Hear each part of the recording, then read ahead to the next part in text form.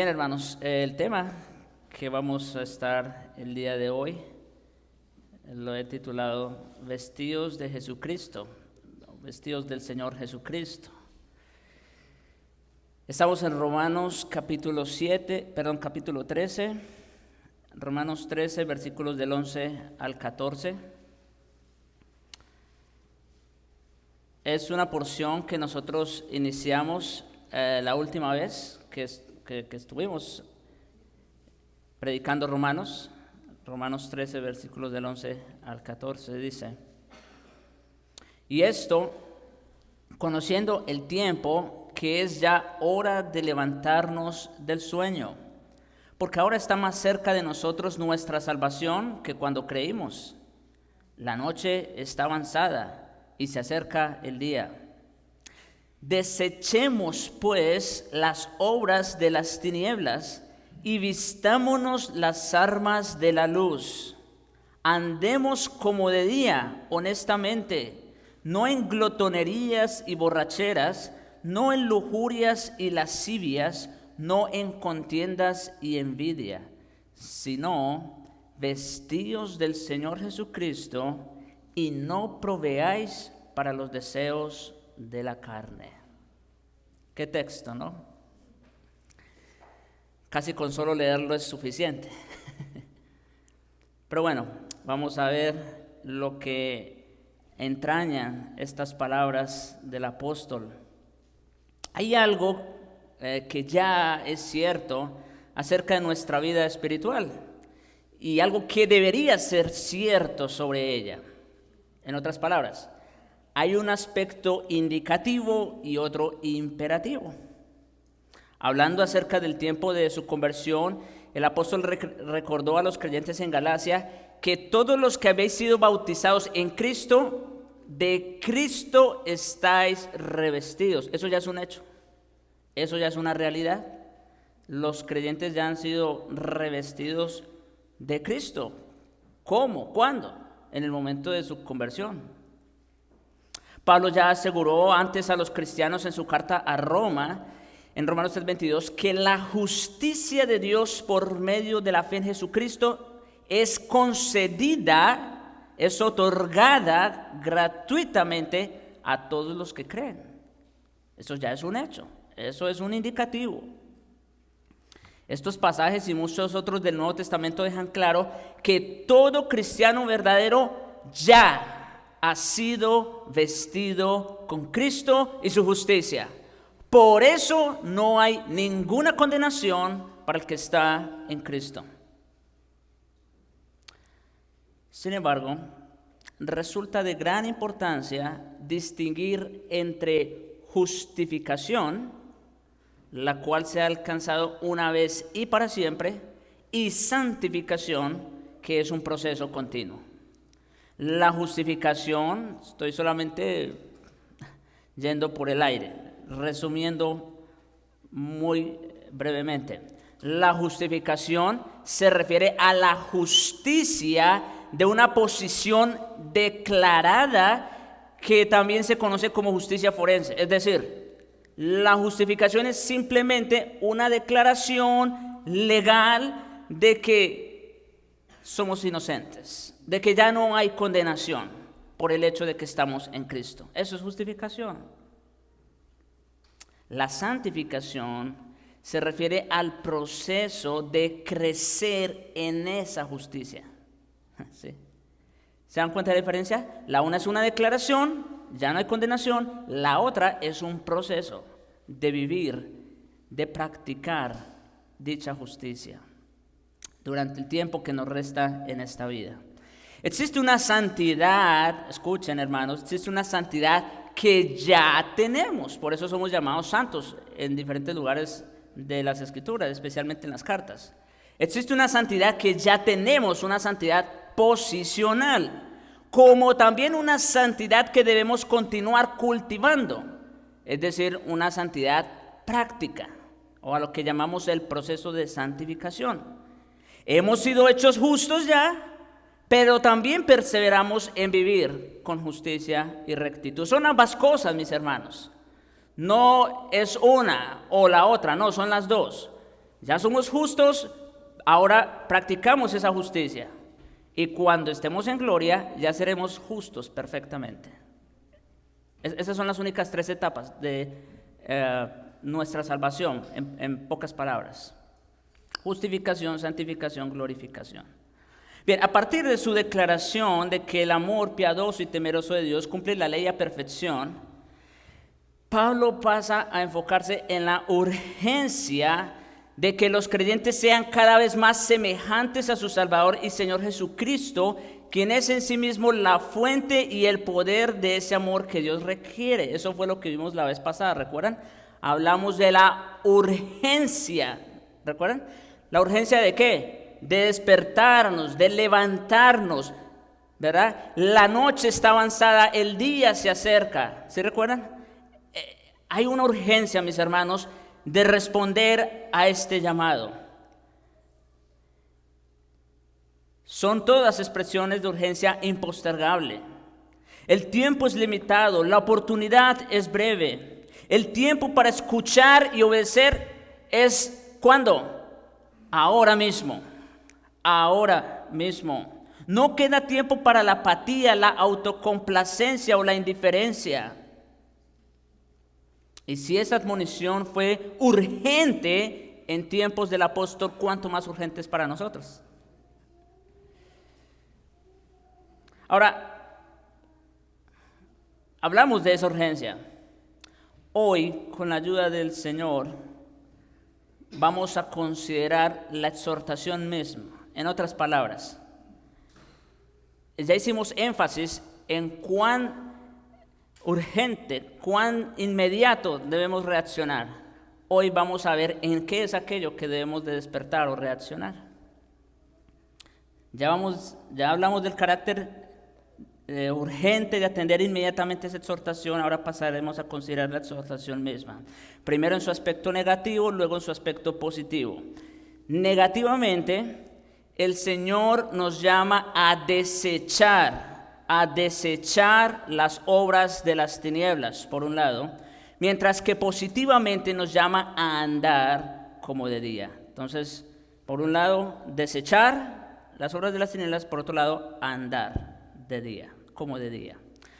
Pero antes de comenzar, mis hermanos, quiero aclarar 2 cosas rápidamente. Primero, esta exhortación, quiero que presten mucho cuidado. Esta exhortación es únicamente para creyentes. Ahora, si alguno aquí no es creyente va a decir, bueno, entonces me paro y me voy. No, espera un momentito. Todavía no he terminado. Estoy diciendo que esta exhortación es únicamente para creyentes. Escuchen, los incrédulos no están llamados a abandonar sus pecados porque no tienen el poder para lograrlo. Los incrédulos están llamados a creer en Jesucristo para poder abandonar su vida de pecado. A eso es a lo que están llamados. Así que no se vayan. Pero la exhortación per se es para los creyentes. Porque sí estamos capacitados, sí tenemos las herramientas, tenemos al Espíritu Santo de Dios. Entonces, esta es mi segunda aclaración.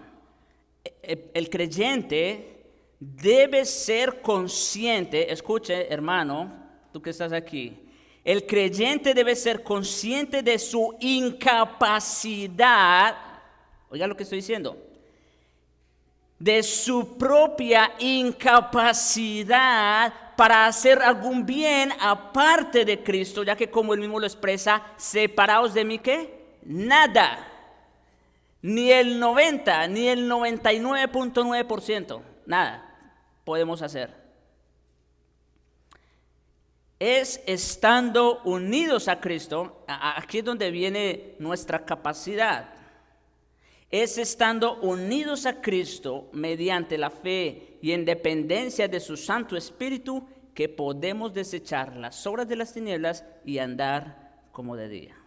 Quise sentar estas 2 aclaraciones como base de lo que vamos a ver a continuación para que desde ya entonces ustedes estén sentados donde deben estar. Entonces, rápidamente, ahora sí, hablemos de desechar las obras de las tinieblas, en primer lugar. Desechar las obras de las tinieblas. Versículo 12b y 13b. Y escuchen, aquí no voy a seguir el orden, vamos a decir, de las palabras del texto, como normalmente lo hago. Aquí, como el texto nos va a hablar de dos cosas, de desechar y de andar como de día, entonces lo que pasa es que Pablo hace como cambios de luces, ¿sí? Habla negativo, luego positivo, negativo y positivo. Entonces, pero para un mejor entendimiento de lo que Pablo está diciendo, voy a tomar primero todo lo negativo y después voy a ver todo lo positivo. Y creo que así va a ser más fácil de comprender. Entonces, versículos 12b y 13b. Desechemos pues las obras de las tinieblas. 13b. No en glotonerías y borracheras, no en lujurias y lascivias, no en contiendas y envidia. Esa es la parte negativa del texto. Desechar alude aquí a la idea de abandonar, renunciar. Y en este contexto es obvio que hace referencia al arrepentimiento de las obras de las tinieblas. Eso es lo que quiere decir. Un término genérico que incluye todos los pecados en que un creyente puede incurrir. Y la exhortación del apóstol es ¿qué? Desechar, renunciar. El Señor se entristece por todo el pecado, claro, pero los pecados de sus propios hijos contristan en especial al Espíritu Santo de Dios, con el cual fuimos sellados para el día de la redención. Claro, Dios se entristece, le duele en su corazón ver tanta maldad. Por eso el diluvio, ¿recuerdan Génesis 6? Eso es lo que dice, que le pesó a Dios en su corazón y por eso trajo el diluvio. Pero Dios se entristece de una manera más personal cuando son sus hijos los que pecan. El Espíritu Santo que mora en nosotros. La Biblia emplea con frecuencia la imagen de tinieblas, porque habla de desechar las obras de las tinieblas. La Biblia emplea con frecuencia la imagen de tinieblas para representar el pecado que se describe aquí como las obras de las tinieblas. Por lo general, ustedes saben, los crímenes se cometen ¿cuándo? De noche, en hora de las tinieblas, porque de ese modo pasan más desapercibidos, como dijo Job en Job capítulo 24, versículos 13 al 17. Los que son rebeldes a la luz nunca conocieron sus caminos ni estuvieron en sus veredas, las veredas del Señor. A la luz, escuchen, a la luz se levanta el matador, mata al pobre y al necesitado, y de noche es como ladrón. El ojo adúltero está aguardando o esperando la noche, diciendo, no me verá nadie, y esconde su rostro. En las tinieblas miran las casas que de día para sí señalaron. No conocen la luz, porque la mañana es para ellos como sombra de muerte. Si son conocidos, terrores de sombra de muerte los toman. Y sí, mis hermanos, es una realidad que el mundo, por lo general, prefiere la noche que el día para hacer sus maldades, sus fechorías. La maldad está en directa proporción a las tinieblas. Pablo menciona, como lo hace con frecuencia, cierto número de pecados específicos y característicos de nuestras vidas que reflejan tinieblas en lugar de luz espiritual y que pertenecen a la noche de la injusticia y no al día de la justicia. Entonces, vamos a ir rápidamente en esa lista que Pablo nos plantea aquí.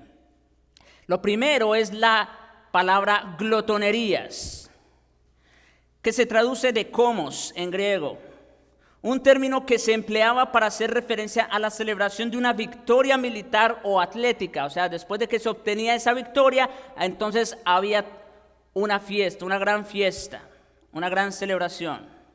Puesto que esos agasajos se convertían con frecuencia en tropeles inmorales, la palabra comos viene a emplearse con frecuencia a cualquier clase de fiestas salvajes, orgías sexuales, refriegas y hasta amotinamientos, en especial cuando se asociaban con borracheras. O sea, lo uno llevaba a lo otro, ¿sí se dan cuenta?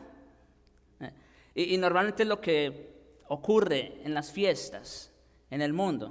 Sí, hay una gran cena, una gran comida, ¿verdad? Y lo uno lleva a lo otro. Se asociaban con borracheras. El segundo pecado que se menciona aquí, precisamente, la palabra mete, se usaba casi siempre para referirse a actos intencionales y habituales de intoxicación y disipación. O sea, la idea o lo que produce la borrachera es precisamente eso, una intoxicación y una disipación. Entonces pone a la persona, vamos a decir, en un estado, ¿verdad?, en el que es capaz de hacer cosas que en su sano juicio no haría. Pero como digo, por lo general lo uno conduce a lo otro. Y de hecho, mis hermanos, esto pasaba incluso en la iglesia cristiana, en Corinto, por ejemplo. Y esa es una de las exhortaciones, bueno, ya pasamos por ahí, en 1 Corintios 11, cuando Pablo advierte a la iglesia de Corintios en lo que estaba haciendo con respecto a la cena, ¿recuerdan? Ellos estaban convirtiendo la cena del Señor en algo mucho más que eso. Y entonces iban y se hastiaban de comida, por un lado, y por otro lado, o lo que seguía de eso, que era que se embriagaban en vino. Entonces, noten que no estamos hablando de algo únicamente de allá fuera del mundo, ¿no? Eso también nos afecta a nosotros. También lamentablemente, también puede tocarnos. Es interesante que en Gálatas 5:21, donde habla de las obras de la carne, y 1 de Pedro 4:3, también se encuentran los mismos pecados el uno al lado del otro. La glotonería con la borrachera. Sí. Porque alguien puede decir, no, pues yo no soy borracho. Bueno, ahí, ¿verdad?, que el Espíritu Santo sea el que haga su obra en nosotros. Los siguientes dos pecados mencionados aquí, lujurias y lascivias, también están muy relacionados. Aquí lujurias no se traduce de porneia, el término griego más común para hacer referencia a la inmoralidad sexual, sino de koité, que hace referencia literal a una cama o dormitorio. Aunque llegó a tener la misma connotación,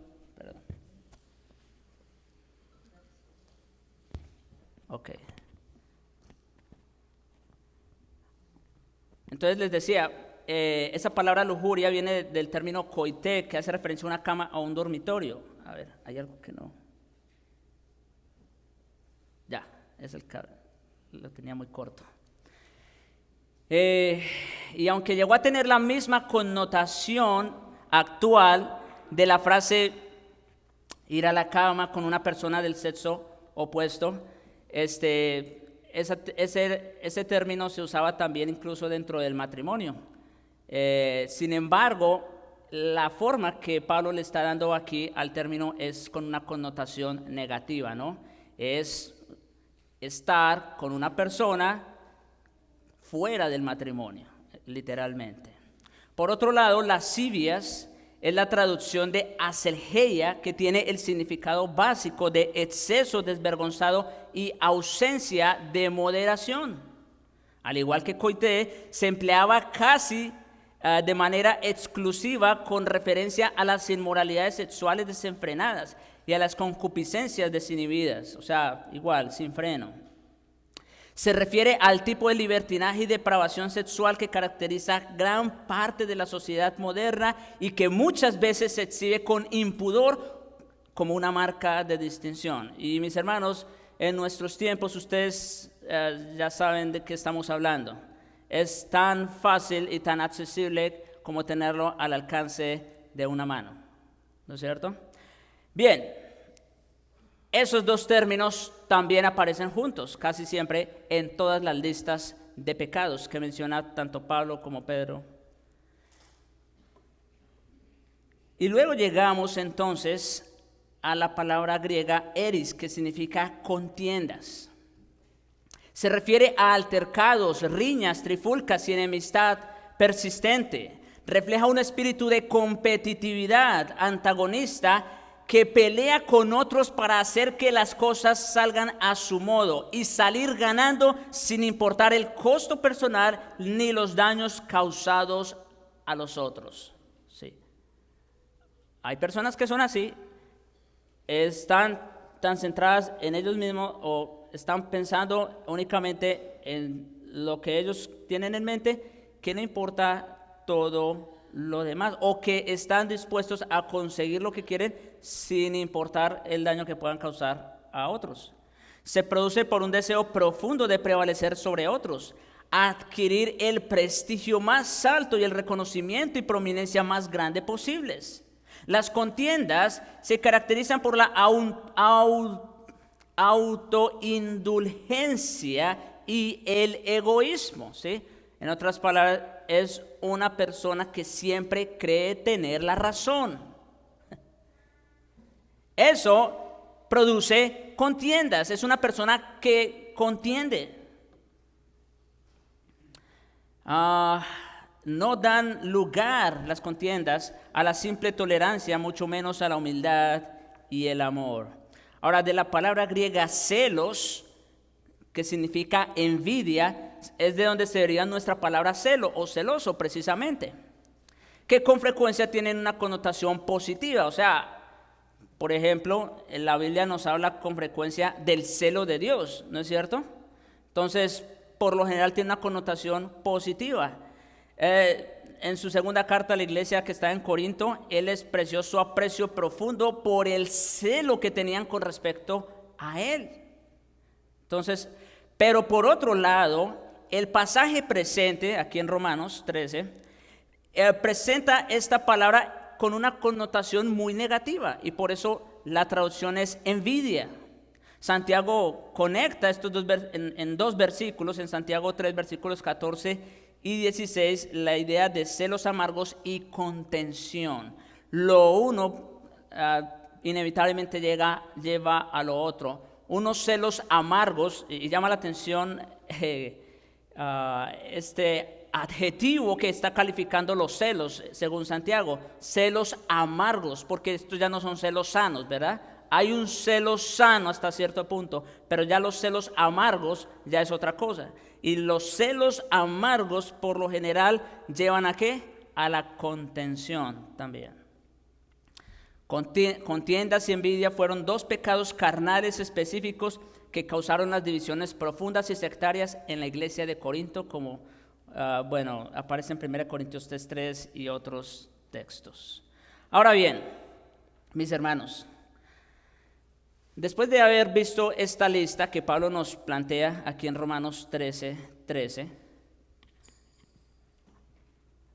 tenemos que llamar la atención en lo siguiente.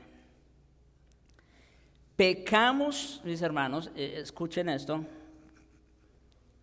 pecamos porque optamos por hacerlo. Vuelvo y repito, pecamos porque optamos por hacerlo y nos vestimos por voluntad propia con la maldad del pecado. En otras palabras, cuando nosotros pecamos, no pecamos porque alguien nos obligó a pecar, ¿no es cierto? Como dice Santiago, sino que cada uno cuando es tentado, ¿no? Cuando de su propia naturaleza es atraído y seducido. Nosotros pecamos por voluntad propia.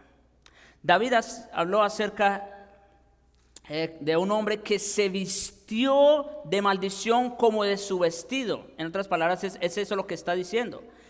Cuando nosotros pecamos es porque de alguna manera nos estamos poniendo ese vestido para pecar. Y llama la atención, y como vamos a ver más adelante, que ese es el contraste que Pablo presenta tanto en Romanos como en Efesios, en Colosenses, de desvestirnos y de vestirnos, ¿no es cierto? Porque eso es lo que hacemos, mis hermanos. Cuando nosotros optamos por pecar, es que nos estamos vistiendo de alguna manera con esa ropa, con esa vestimenta. Sin embargo, mis hermanos, en el poder del Señor podemos revertir esa decisión y dejar el pecado o despojarnos de él como un harapo viejo. Por eso les decía, esta exhortación es para creyentes únicamente. ¿Sí? Porque son los creyentes los que tienen el Espíritu de Dios y los que cuentan con el poder para despojarse de esas prácticas. Pablo emplea la misma figura cuando amonesta a los creyentes en Éfeso, en Efesios 4:22, cuando dice, despojaos del viejo hombre que está viciado. Y aquí el término viciado no solamente es en un sentido de vicio, aunque también lo es, pero viciado, como dice aquí, significa ir en camino a o en una dirección específica. Esos deseos pecaminosos o ese viejo hombre que está viciado conforme o de acuerdo a ¿qué? A los deseos engañosos. El apóstol dijo a los creyentes Colosenses 3, 8 al 9, que dejaran cosas tales como ira, enojo, malicia, blasfemia, palabras deshonestas de vuestra boca. No mintáis los unos a los otros, habiéndoos ¿qué? Despojado del viejo hombre con sus hechos. En otras palabras, lo que vamos diciendo, mis hermanos, es los creyentes estamos llamados a vivir lo que somos. ¿Sí? Los creyentes estamos llamados a vivir lo que somos. Si eres creyente, si eres una nueva criatura, vive como tal. Eso es todo. Vive como una nueva criatura. Ya no trates de ponerte los harapos viejos del pecado. Eso ya no te queda. Vístete como lo que eres. Como se indicó antes, cuando creemos en Cristo, todo nuestro pecado quedó removido ante Dios. Fuimos justificados, contados como poseedores de una justicia perfecta, gracias a que Él aplicó la justicia de Cristo mismo a nuestro favor. Eso ya es un hecho, ya eso es una realidad. Lo que Pablo está diciendo entonces es a los colosenses que siguieran viviendo en esa justicia que ya recibieron, que siguieran dejando y que se despojaran continuamente de pecados particulares, en este caso ira, enojo, malicia, blasfemia, palabras deshonestas, en fin. Ese es el proceso de santificación al que estamos llamados. O sea, porque como creyentes tenemos luchas con pecados específicos, ¿no es cierto? Y miren, mis hermanos, hay que decir esto. Nosotros, como creyentes, debemos ser conscientes cuáles son esos pecados con los que estamos batallando. O sea, no solamente es que tenemos una lucha contra el pecado en general.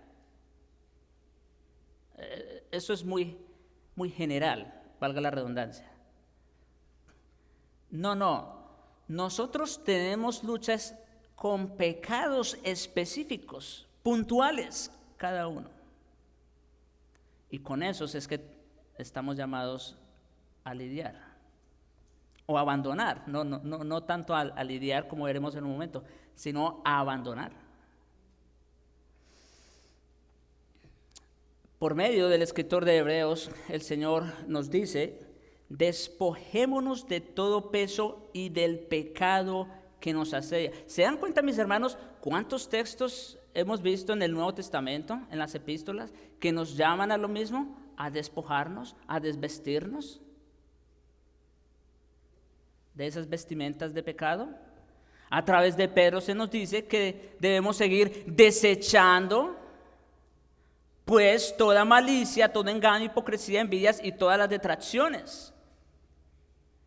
Además nos dice por medio de Santiago que desechemos toda inmundicia y abundancia de malicia.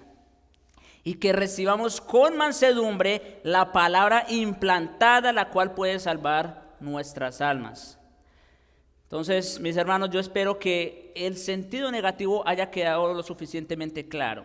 ¿A qué está llamado el creyente? A desechar, a despojarse, a abandonar esas prácticas pecaminosas, a vivir a la altura de lo que es. Pero esto nos lleva ahora a nuestro segundo encabezado: a andar como de día. Andemos como de día, porque no se trata solamente de desechar una cosa, de despojarnos de algo, porque si no, como dice el Señor, entonces este demonio luego viene con otros 7 espíritus peores que él, y como haya la casa vacía, pues entonces ahora sí que está peor la cosa, ¿no es cierto? Entonces no se trata solamente de desechar, de abandonar una cosa, pero se trata de vivir en otra, positivamente. Versículo 12c y 13a de Romanos 13. Vistámonos las armas de la luz, andemos como de día, honestamente.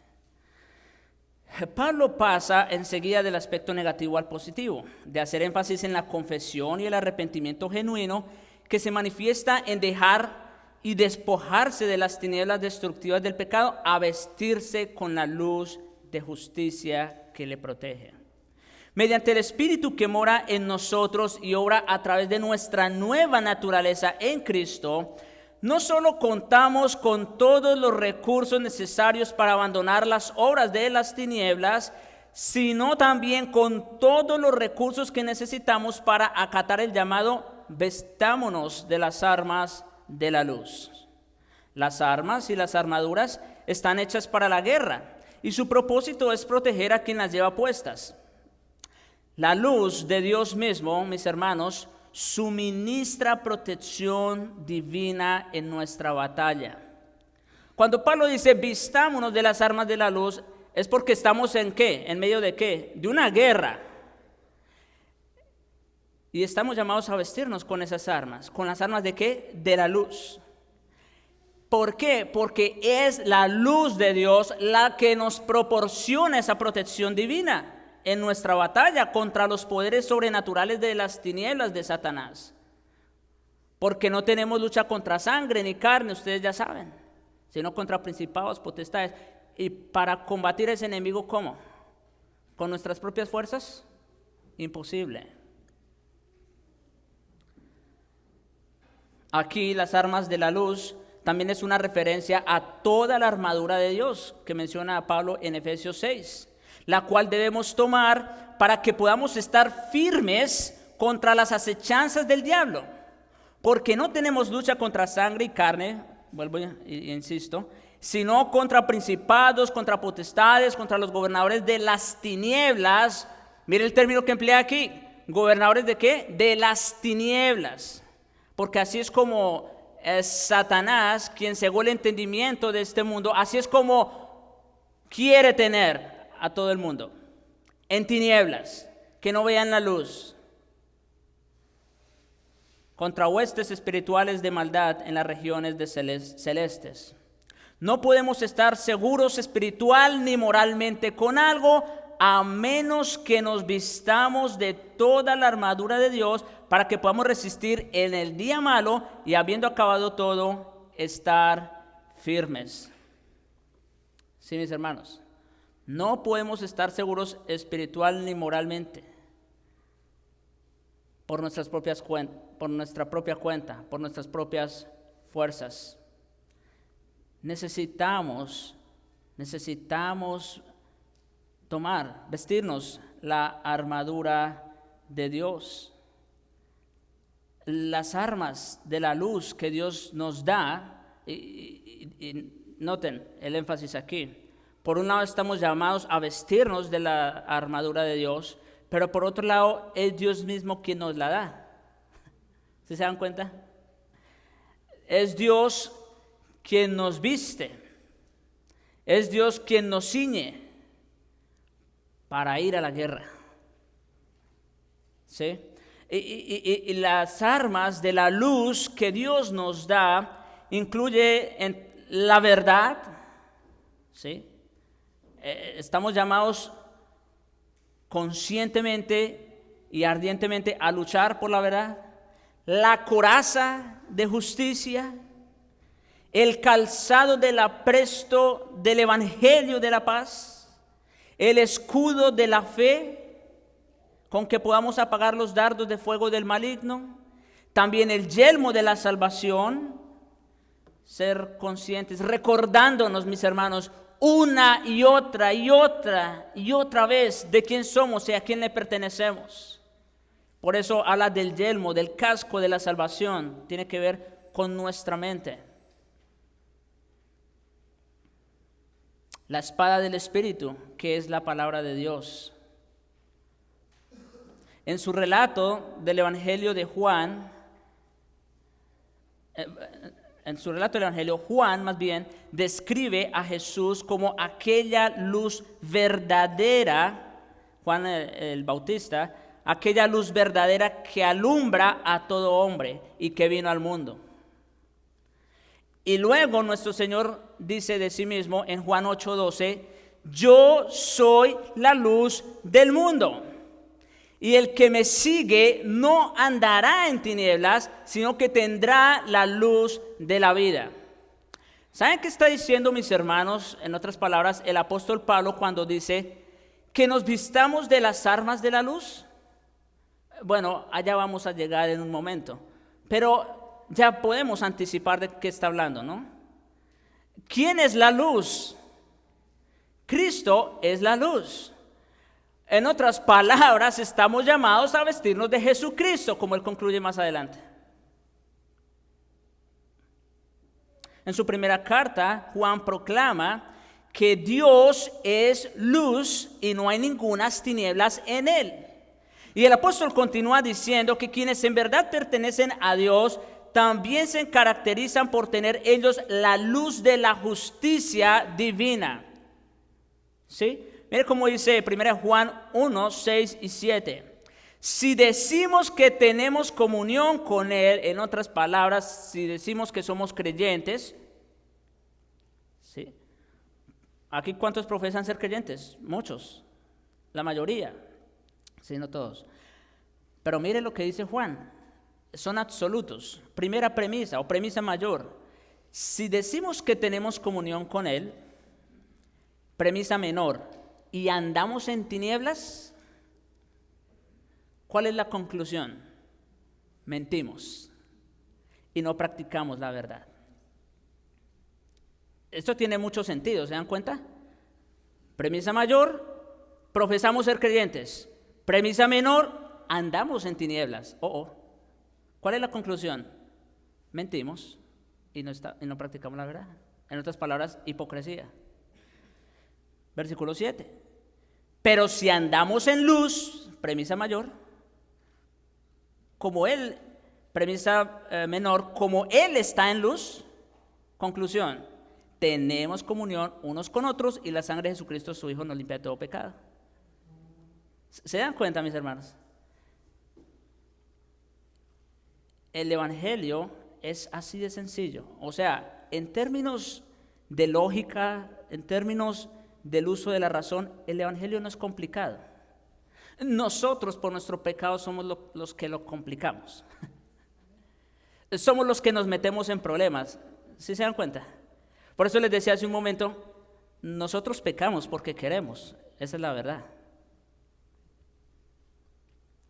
El pecado y la justicia son tan incompatibles y mutuamente excluyentes como las tinieblas de la luz. Por eso, como dice Juan, si decimos que tenemos comunión con Él y andamos en tinieblas, no, mis hermanos, no. Lo uno y lo otro no van, no son congruentes. Pablo amonestó a los creyentes de Éfeso, Efesios 4, 23 al 24, renovaos en el espíritu de vuestra mente. Y noten dónde empieza todo, otra vez. ¿En dónde empieza? La batalla, mis hermanos, el campo de batalla, esto ya lo he dicho otras veces y lo repito, El campo de batalla donde se lleva principalmente la guerra no es allá en el cosmos, fuera, ajeno a nosotros. No. El campo de batalla está aquí, en nuestra mente. Porque ahí es donde Satanás quiere ganarnos. Si él gana nuestra mente, naturalmente ganará nuestros afectos, nuestra voluntad también. Así lo hizo en el Edén, así lo hizo con Caín y así sucesivamente lo sigue haciendo con todos. Retomo. Renovaos, dice Pablo. Renovaos en el espíritu de vuestra mente. Y dicho sea de paso, ¿cómo renovamos nuestra mente? No hay otra opción. Sola escritura. Sí. Sola escritura. Solo la palabra de Dios. Ahora, ¿cuál es la conclusión inevitable de renovar nuestra mente? Como dice aquí Pablo. Y vestíos.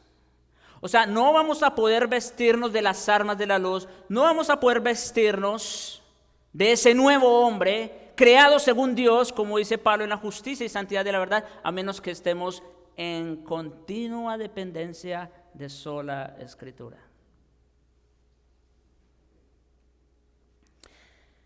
Pero también Pablo le recordó unos versículos más adelante, en capítulo 5, verso 8 de Efesios. Porque en otro tiempo erais, ¿qué? Tinieblas. Miren, mis hermanos, las escrituras no se cansan de decirnos lo mismo. En otro tiempo, pretérito, pasado, éramos ¿qué? Tinieblas. Ahora ¿qué somos? Luz en el Señor. Aquí tenemos la misma lógica de Juan. Premisa mayor, en otro tiempo éramos tinieblas. Premisa menor, ahora somos luz en el Señor. Conclusión, andad como hijos de luz. ¿Sencillo? Bueno, para nuestra mente, pero que el Señor nos ayude a andar como lo que somos. Ya no somos de las tinieblas, mis hermanos. Ahora somos de la luz y como tal debemos andar. La luz de las armas espirituales del cristiano son la santidad y pureza mismas de Dios, con las cuales Él desea que sus hijos estén siempre vestidos. Es la vestidura de la pureza e integridad espiritual, el reflejo de la santidad de nuestro Señor, lo que el mundo entero puede ver, sea que lo reconozca o no. Por lo tanto, debido a que somos hijos de luz y tenemos a disposición las armas de luz del Señor mismo, también estamos en la obligación de andar como de día, honestamente. Es decir, este andar sincero consiste en vivir de una manera que agrada a Dios. Es vivir con sinceridad. A eso se refiere la palabra honestamente. Con sinceridad delante de nuestro Señor y de los hombres. Vivir una vida exterior que sea consecuente con nuestra naturaleza interna en Cristo. Vivir una vida santificada que refleje nuestra vida justificada. No se trata solamente de aparentar lo que no somos. No. De eso está lleno el infierno.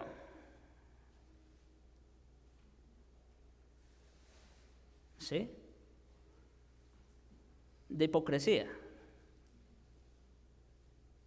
Pero se trata de vivir en lo externo lo que ya somos internamente. ¿Ven la advertencia que hice al principio? Este mensaje es para creyentes. Es vivir una vida sin mancha, ni arruga, ni cosa semejante, a fin de que seamos hallados por Él sin mancha, e irreprensibles y en paz. El cristiano que no está viviendo una vida santa y obediente, escuchen hermanos, escuchemos.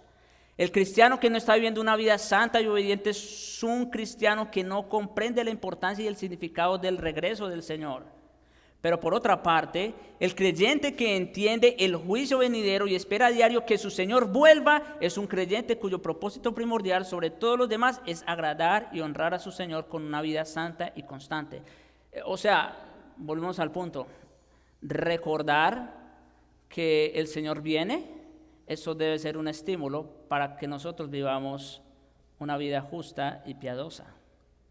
El cristiano que anhela la venida de Cristo, como dice Pedro en su segunda carta, capítulo 3, versos 11 al 13, se caracteriza por una santa y piadosa manera de vivir, esperando, mire cómo dice allí, esperando y apresurándose.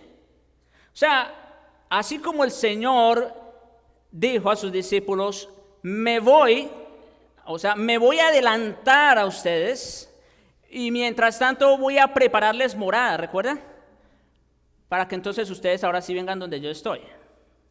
Bien, mis hermanos, así como el novio ya está preparando morada para su esposa, ¿sí? Y de alguna manera eso tiene que ver un poco con el contexto judío, cómo era que se celebraban entonces las bodas y todo lo demás. Pero el novio, el prometido, él iba a preparar morada para su esposa. Y Cristo ya está haciendo eso. Pero la esposa también debe ir preparándose, ¿no? Por eso dice Pedro, esperando ¿y qué? Y apresurándose. O sea, los creyentes verdaderos en realidad están ansiosos, esperando y apresurándose, alistándose. ¿Cuál virgen? ¿Recuerdan la parábola de las vírgenes? ¿Cuál vírgenes sensatas? Para la venida del día de Dios. Después que Pablo amonestó a los creyentes colosenses a considerarse muertos a los diversos pecados a que eran propensos y a que dejaran todas estas cosas, el apóstol les recuerda que cuando ellos fueron salvos se habían despojado del viejo hombre con sus hechos y revestido del nuevo, el cual conforme a la imagen del que lo creó se va renovando hasta el conocimiento pleno. Ya somos, mis hermanos, miren, este es el ya y todavía no de nuestra salvación. No sé si ya habían escuchado ese término antes. Se utiliza mucho en la escatología y se aplica a muchas verdades. Pero una de esas verdades en las cuales se aplica es en la santificación. Ya somos justos, ya somos santos, ya hemos sido declarados así. Pero todavía batallamos con el pecado. Todavía estamos en ese proceso, todavía estamos llamados a revestirnos de ese nuevo hombre.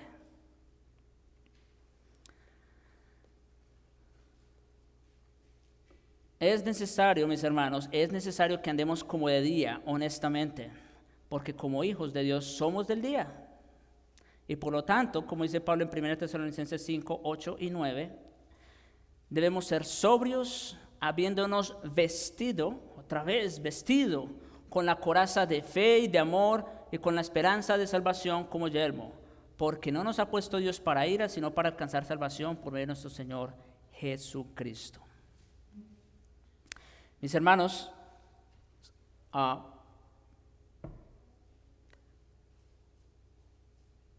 resumiendo el texto, ¿verdad? Premisa mayor: despojémonos de las obras de las tinieblas. Otra siguiente premisa: vistámonos de las armas de la luz. Son las dos cosas, no es una o la otra. ¿Y cuál es la conclusión a que nos lleva todo esto? ¿O a dónde apunta todo esto? Versículo 14.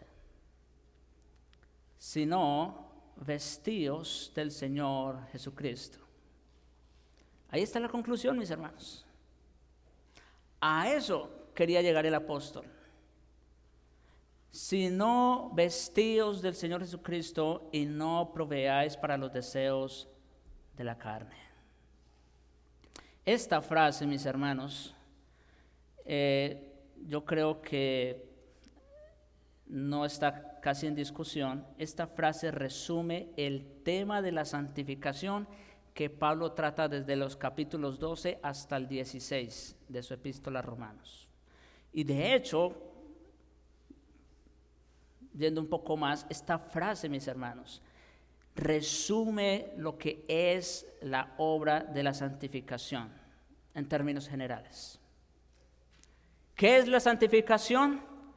vestirnos del Señor Jesucristo y no proveer para la carne. Punto.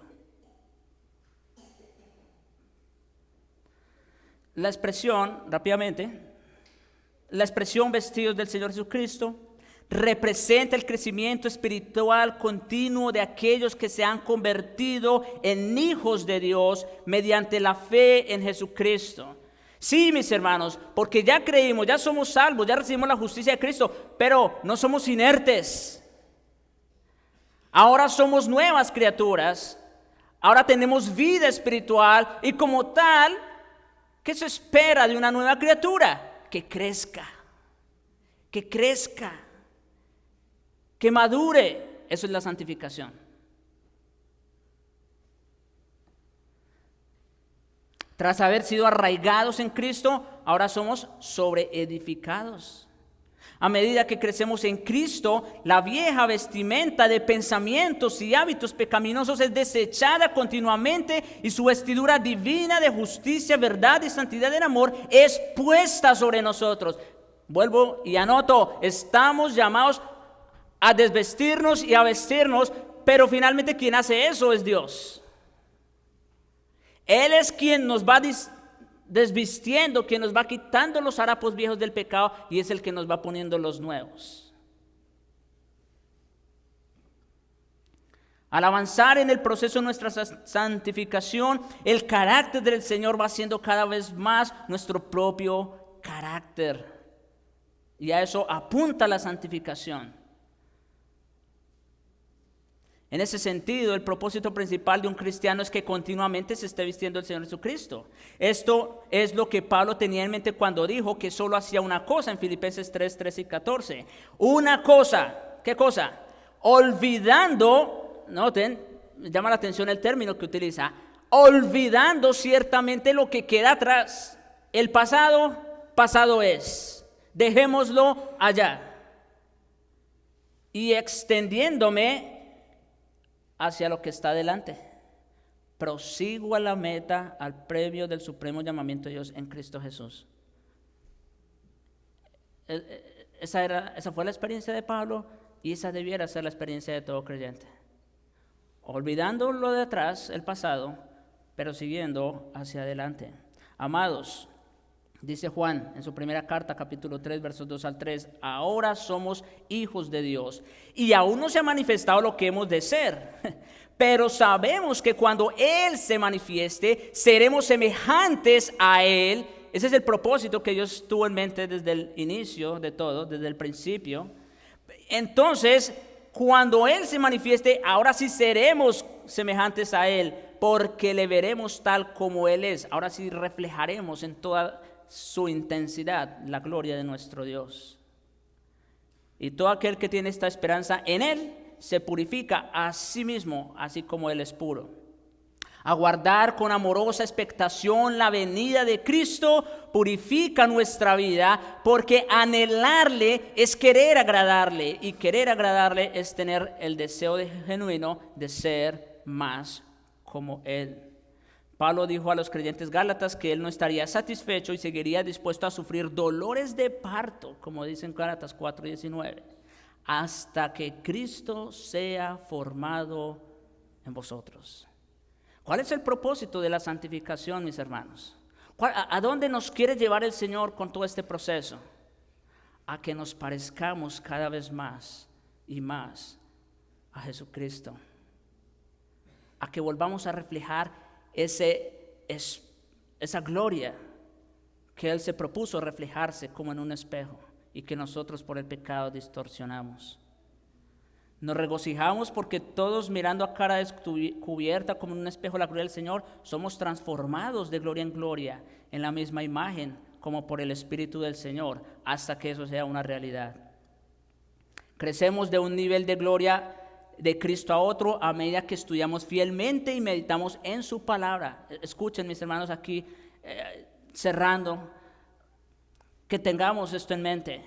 Crecemos de un nivel de gloria de Cristo a otro, porque eso es la santificación, un proceso, ¿no?, de ascensión. ¿Cómo? a medida que estudiamos fielmente y meditamos en su palabra, por un lado. En cuanto más tenemos comunión con Él en oración y dependemos de su Espíritu Santo. ¿Qué es eso? ¿De qué estamos hablando? Medios de gracia. Medios porque Dios los ha provisto. Recursos que Dios nos ha dado para que crezcamos en esa gracia. La pregunta es, ¿cuánto tiempo le dedicamos a estas buenas costumbres? Una vez más, Pablo emplea un contraste para aclarar el punto.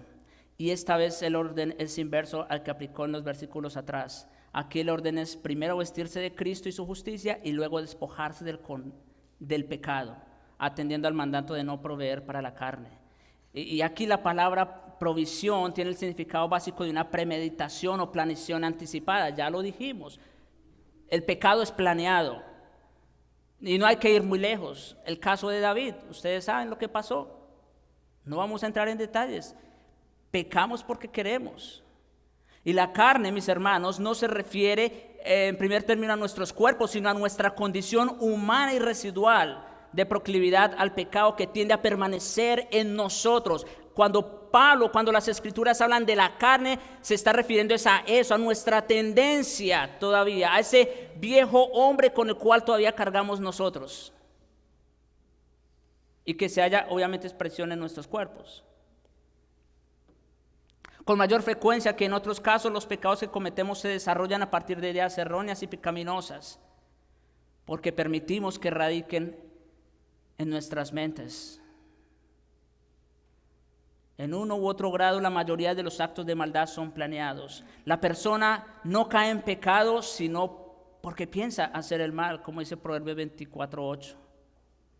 Pecamos porque queremos. La decisión de proveer para el pecado se origina en nuestros corazones. Por eso Pablo parece estar gritándonos: vístanse de Jesucristo y no provean, no alimenten la carne. Y yo sé, mis hermanos, yo soy hombre, mis palabras pueden sobrar, pero lo que ellos dicen no. Lo que ellos dicen no. Estamos llamados a no alimentar, a no proveer para esos deseos pecaminosos. Rápidamente unas preguntas aquí de aplicación. ¿De qué estamos alimentando nuestros corazones? Nuestros corazones procesan todo lo que pasa por nuestros sentidos. ¿Qué están escuchando nuestros oídos, por ejemplo? ¿Qué están viendo nuestros ojos? ¿Qué están tocando nuestras manos? ¿Y cuánto tiempo pasamos en estas cosas? Por eso, en 2 ocasiones, el apóstol exhorta, y aquí es específico de hecho, el pecado dice a huir de la fornicación a los corintios. Y a su amado hijo Timoteo le urge a que huye también de las pasiones juveniles. Mis hermanos, cuando estemos de frente, de cara a la tentación, no estamos llamados a argumentar. No estamos llamados a razonar con el pecado. Eva empezó a razonar, Eva empezó a argumentar y cayó en la tentación. No estamos llamados a eso, estamos llamados a huir. Cuanto más tiempo le permitamos quedarse, más vamos a proveer para que la carne satisfaga sus deseos.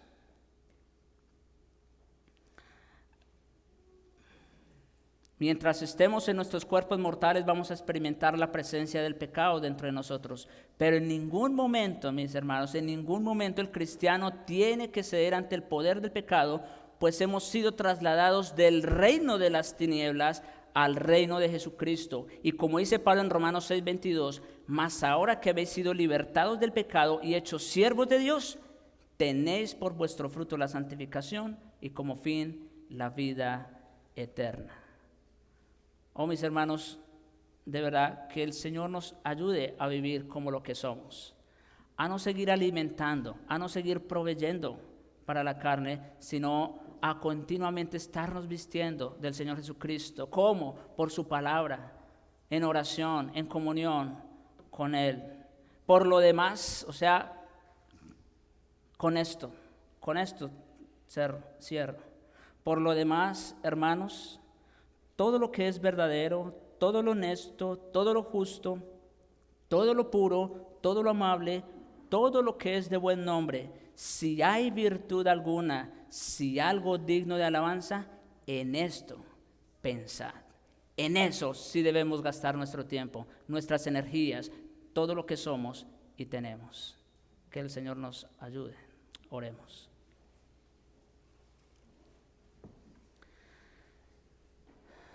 Padre Santo, bendito Señor, digno eres, Señor, de recibir toda gloria, toda alabanza, toda adoración. Gracias te damos por tu bendita palabra, por la claridad con que nos hablas. Perdónanos, oh Señor, por muchas veces dar rienda suelta a nuestros deseos pecaminosos, por alimentar la carne. Perdónanos, oh Dios, te rogamos en Cristo. Y por Jesucristo y por el poder de tu Espíritu, te rogamos también para que cada día más nos vayamos apropiando, Señor, de este Evangelio, de esta palabra, Señor, que es nuestra. Que podamos, Señor, por tu Espíritu, continuamente y a través de tu palabra, vestirnos de Jesucristo y vivir, Señor, a la altura de lo que somos. Ya no en las tinieblas, porque ya no somos de ahí, sino andando como hijos de luz, pues somos hijos de la luz. Te lo suplicamos, oh Dios, en Jesucristo. Amén.